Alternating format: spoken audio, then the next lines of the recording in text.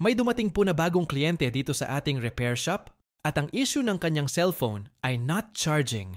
At napansin ko pong parang may trust issue si client sa mga technician. At nang mabuksan ko po at makita ang charging port ng kanyang cellphone, ay sa tingin ko po ay naiintindihan ko ang pinanggagalingan ng kanyang pag-aalinlangan sa akin. Marahil ay kakapagawa lang niya dito sa kanyang charging port, pero dahil sa hindi malinis at hindi tugma ang pinalit na charging port, ay posibleng hindi rin tumagal at bumalik agad ang problema. Kaya ang nangyari, nagkaroon si client ng trust issue sa lahat ng technician. Parang babae lang na nasaktan sa isang relasyon, mula noon, ang tingin na niya sa lahat ng lalaki ay pare-pareho. Ang problema ay pati kaming mga matitinong lalaki ay nadamay kahit na wala naman kaming kinalaman, pero kasama pa rin kami sa listahan ng mga blacklisted.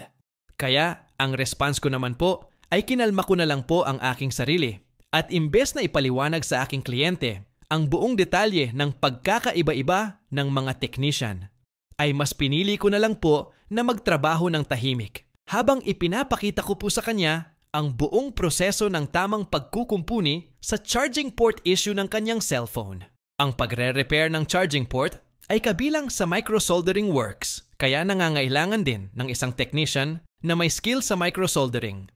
At syempre kapag sinabing microsoldering ay dapat kumpleto rin po tayo ng mga kagamitan tulad ng microscope para mas malinaw po natin makita ang bawat detalye ng ating ginagawa. Hindi rin po mawawala sa ating listahan ang hot air blower at soldering station. Isama na rin po natin ang tweezer, Gutwick, soldering lead, soldering flux, UV solder mask, UV light, 99% alcohol, nano cleaning sponge, clean room wiper, brush, at syempre ang pamalit natin na eksaktong charging port. Kung gusto po natin makapagbigay ng dekalibre, dekalidad, malinis, mabilis at matibay na resulta ng serbisyo, ay importante po na kumpleto po tayo sa kagamitan. Dahil kahit pa po gaano kalalim ang ating karanasan at kaalaman, kung kulang-kulang din naman po ang ating kagamitan, ay asahan po natin na hindi masisiyahan ang ating mga kliyente. Datapwat ang pagpapalit ng charging port sa mga Android smartphone ay maituturing na basic microsoldering works lamang. Ay huwag naman po sana natin maliitin ang ganitong trabaho. Ituring po nating special ang bawat trabaho natin, mapa-basic man po ito o advanced microsoldering works. Lagi po natin ilagay sa ating mga isipan na malaki man po o maliit ang ginagawa natin, ay kailangan po nating ibigay ang pinaka-best natin. Dahil sa trabaho po natin, nakukuha ang ipinapakain natin sa ating pamilya. Kaya nararapat lang po na suklian po natin ang ating mga kliyente ng tapat at maayos na serbisyo. Sa na-experience ko po ngayon sa aking kliyente, ay napagtanto ko po kung gaano dapat natin pinapahalagahan ang ating mga kliyente. Hindi porket charging port lang ay ini-easy-easy na lang din natin ang serbisyo. Huwag po nating gawing basehan ang malaking kita sa ating ibinibigay na performance sa ating trabaho. Maliit man o malaki ang kikitain natin.